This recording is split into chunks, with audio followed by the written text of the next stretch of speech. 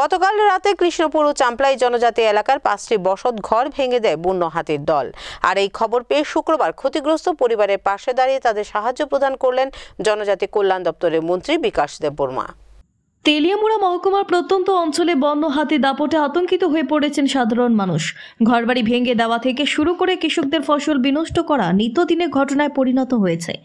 ইতিমধ্যে কৃষ্ণপুর বিধানসভার চাম্পলাই, মুঙ্গিয়াকামী, কৃষ্ণপুর, উত্তর মহারানী ও দক্ষিণ মহারানীতে কয়েকবার আক্রমণ চালিয়েছে বন্য হাতির দল।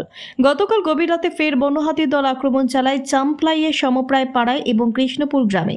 এই দুটি স্থানে আক্রমণ চালিয়ে ভেঙে দেয় 5টি বসত ঘর, যার ফলে ক্ষতিগ্রস্তদের আশ্রয় দেওয়া হয়েছে অঙ্গনারী সেন্টারে।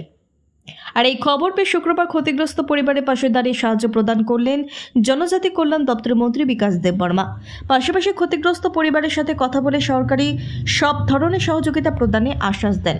সেই সাথে বনহাতির আক্রমণের ব্যাপারটি স্থায়ী সমাধানের জন্য কথা বলেন বনমন্ত্রী এবং PCCF এর সাথে।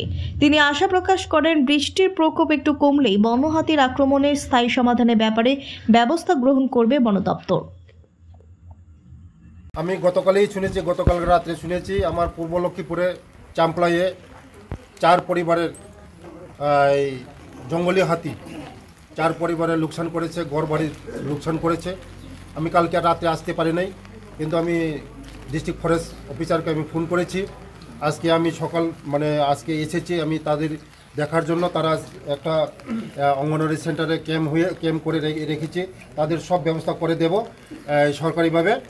এবং আমিও নিজে সাহায্য করেছি। আর এক পরিবার কৃষ্ণপুরের মধ্যেও গতকাল রাত্রে 5 পরিবারের লোকসান হয়েছে, কৃষ্ণপুরের মধ্যে লোকসান করেছে। এখানে আমি নেক্সট যাব কৃষ্ণপুরের মধ্যে। আমরা দেখছি এই জঙ্গলে হাতিকে কিভাবে আমরা এটাকে আমরা পাবলিকের যে ক্ষতি করেছে এটাকে কিভাবে আমরা রুখা যায়, তার জন্য আমরা 1 মাস আগে আমি মিটিং করেছি। আমি অনিমেষ বাবুর সঙ্গে আমি আলোচনা করেছি।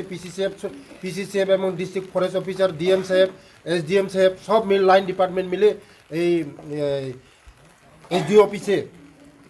SDM অফিসে মিটিং হয়েছে। জলদি আমরা রিমুভ করবো এটাকে।